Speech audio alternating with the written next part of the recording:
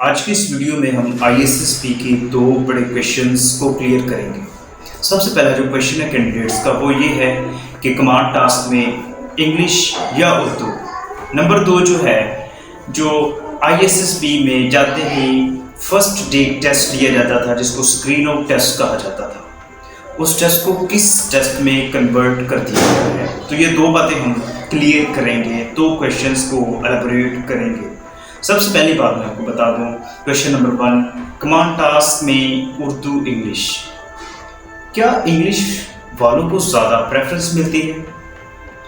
اردو جو ہے command task میں بولنے کی اجازت ہے یا نہیں؟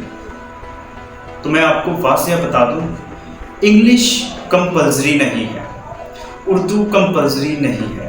دونوں لینگویج آپ کمانڈ ٹاسک میں استعمال کر سکتے ہیں۔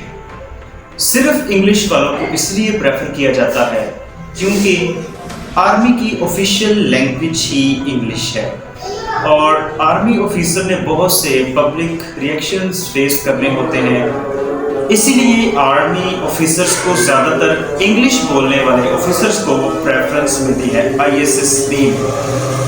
اردو والے کینڈیڈیٹس جن کو اردو میں کمانڈ کرنا ہے وہ اردو میں کمانڈ کر سکتے ہیں، لیکن اس کے پیچھے کی ریزن میں آپ کو بتا چکا ہوں کہ جو انگلش والے ہیں ان کو پریفرنس ملتی ہے کمانڈ ٹاسک میں، کیونکہ اسیسرز صرف آپ کی کمانڈنگ ابیلٹیز دیکھ رہے ہوتے ہیں کہ آپ کمانڈ کس طرح سے کر رہے ہیں۔ کمانڈنگ کے دوران آپ نے ان کینڈیڈیٹس کی طرف ذرا بھی نہیں دیکھنا، ان کینڈیڈیٹس کو ذرا بھی فالو نہیں کرنا جو انگلش میں کوشش کر رہے ہیں بات کرنے کی، کیونکہ وہ کینڈیڈیٹس ان کو آپ نے ان کی کمانڈ کو فالو کرنا ہے، لیکن ان کی جو کمانڈنگ سکلز ہیں ان کو آپ نے فالو نہیں کرنا، کیونکہ جب آپ کاپی کریں گے اسیسرز جو ہے وہ فوراً آپ کی کاپی پکڑ لیں گے، ان کو پتہ چل جاتا ہے کہ یہ کون سی ورڈنگ یوز کر رہا ہے۔ تو اردو اور انگلش دونوں کسی بھی لینگویج میں آپ کمانڈ کر سکتے ہیں، لیکن انگلش والوں کو وہاں پہ پریفرنس ملتی ہے۔ تو اس چیز سے آپ نے پریشان نہیں ہونا، آپ اردو میں کمانڈ کریں لیکن اچھے طریقے سے کریں اور کاپی کرنے کی کوشش نہ کریں۔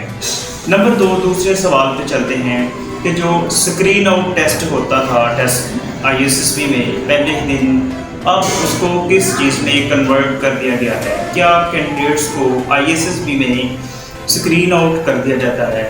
تو یہ بات اپنے ذہن میں بٹھا لیں کہ ISSB میں اب یہ بات نہیں رہی۔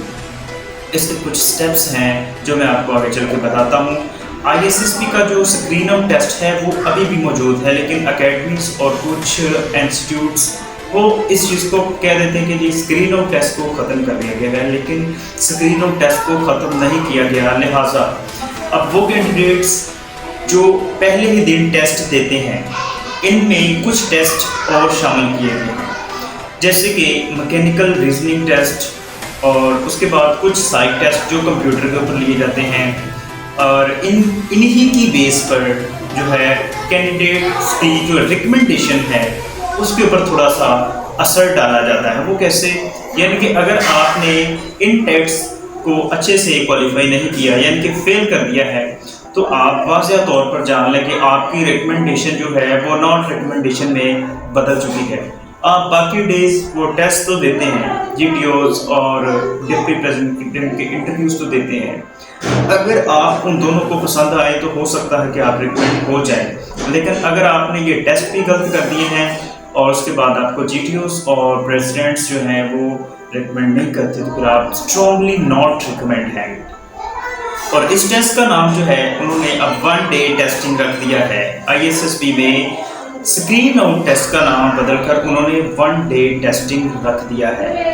تو مجھے امید ہے کہ یہ دونوں کویشچنز آپ کو اچھے سے سمجھ آ گئے ہوں گے، تو کوشش کریں کہ اگر کوئی اور کویشچن ہے آپ کے ذہن میں تو کمنٹ سیکشن میں آپ وہ کمنٹ جو ٹائپ کر کے اس کو کمنٹ باکس میں ڈال سکتے ہیں، اور میں اس کے اوپر ایک اچھی سی الیبوریٹو ویڈیو بنا دوں گا تاکہ آپ کو ان کویشچنز کی سمجھ آ سکے۔